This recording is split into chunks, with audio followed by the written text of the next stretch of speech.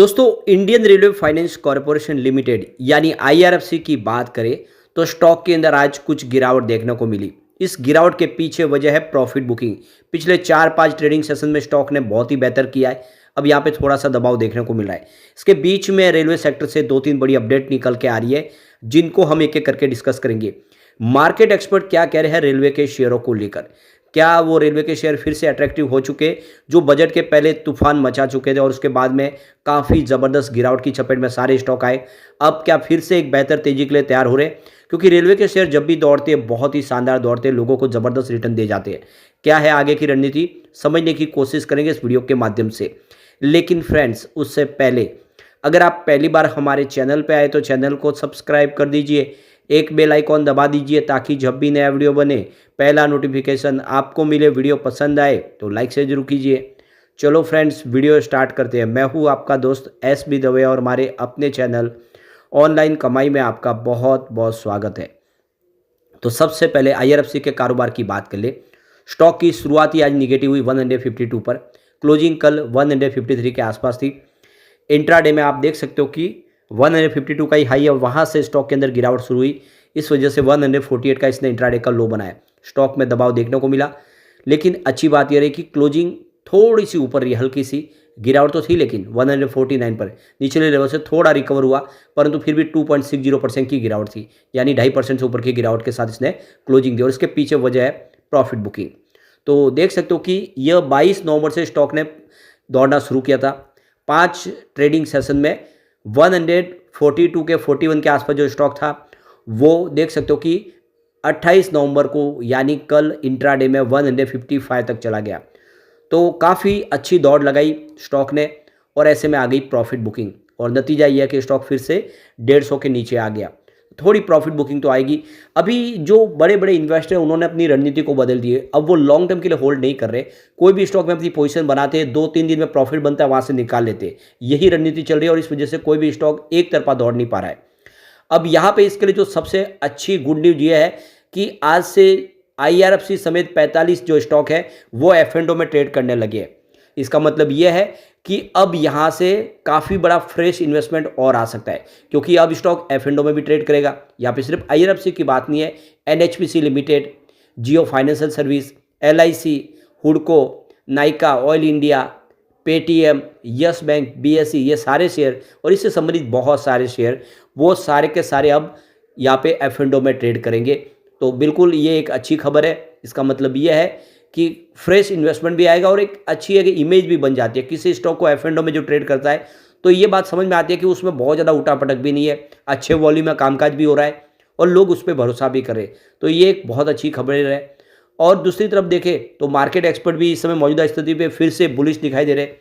तो stock box की आकृति मेहरोत्रा ने कहा है कि भारत में रेलवे स्टॉक एक आकर्षक निवेश है। खासकर हाल में ही कीमतों में गिरावट के बाद लॉन्ग टर्म निवेशकों के लिए यह एक अच्छा अवसर है। इस सेक्टर को आधुनिकीकरण में मजबूत सरकारी निवेश से सपोर्ट मिल रहा है, जैसे कि वंदे भारत प्रोजेक्ट और बेहतर यात्री सुरक्षा और आराम के लिए 40,000 बोगियों के अपग्रेड किया जाना। ये सारी बातें हैं इस सेक्टर को बहुत ज़्यादा अट्रैक्टिव बनाते हैं। तो बहुत सारी नई वंदे भारत ट्रेन आएगी और सिर्फ वंदे भारत की बात नहीं है, वंदे भारत स्लीपर आने जा रही है। वंदे भारत के अलावा आप देखें तो अमृत भारत ट्रेन आ रही है और रैपिडो भी आ रही है। तो इस तरह से बहुत सारी नई ट्रेनें शुरू हो रही है। पुरानी सारी ट्रेन जो एक एक समय करके बंद हो जाएगी, तो इसमें खर्च तो बहुत होने वाला है। इसके अलावा रेलवे की सुरक्षा के ऊपर बहुत सारा फोकस किया जा रहा है, इसके लिए भी खर्च किया जा रहा है। हाल में ही कैबिनेट ने इंफ्रास्ट्रक्चर सुधार और भीड़ भाड़ को कम करने के लिए 7,927 करोड़ रुपए के 3 रेलवे प्रोजेक्ट को मंजूरी दे दी है। ये प्रोजेक्ट मुंबई और प्रयागराज के बीच में संपर्क को बढ़ाएंगे, जिससे लाखों लोगों को लाभ होगा और माल ढुलाई की जो क्षमता है उसमें भी वृद्धि होगी। तो आईआरएफसी, आईआरसीटीसी, आरवीएनएल और इरकॉन जैसे कंपनियों को इससे लाभ मिलने की संभावना है। आईआरसीटीसी की ऑनलाइन टिकटिंग और कैटरिंग मजबूत स्थिति में है, जबकि आरवीएनएल, इरकॉन रेलवे के इंफ्रास्ट्रक्चर के विस्तार पर फोकस करते हैं। एनालिस्ट ने कहा है कि हालांकि प्रोजेक्ट की समय सीमा और रेगुलेशन से शॉर्ट टर्म में परफॉर्मेंस प्रभावित हो सकता है, लेकिन सेक्टर की विकास क्षमता रेलवे शेयरों को एक और मजबूत लॉन्ग टर्म निवेश के अवसर बनाती है।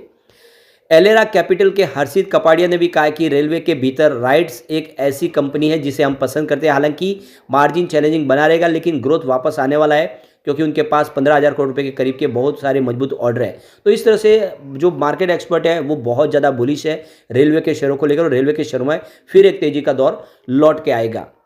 अब यहाँ पे एक बड़ी अपडेट निकल के आ रही है। रेलवे मिनिस्टर अश्विनी वैष्णव ने मीडिया में जो खबरें चली थी उसका खंडन किया है कि जो रेलवे के लिए जो वंदे भारत, जो एक बड़ा सपना है वंदे भारत स्लीपर ट्रेन जो आने वाली है, उसकी मैन्युफैक्चरिंग में डिले हो सकता है। ये मीडिया में खबरें निकल कर आ रही थी। उसके पीछे वजह बताएगी कि जो डिज़ाइन क्लीनेस जो है, डिज़ाइन में बदलाव किए जा रहे हैं, और टॉयलेट है, उसको पेंट्री कार है, उसमें बदलाव किए जा रहे हैं, जिससे आप देखें तो जो रसिया की जो मैन्युफैक्चरिंग फर्म है वो अभी यहाँ पे थोड़े से इसमें उनको अनकंफर्टेबल फील कर रहे हैं, जिसकी वजह से ये थोड़ा डिले हो सकता है। इस खबर का खंडन किया गया है रेलवे मंत्री की तरफ से।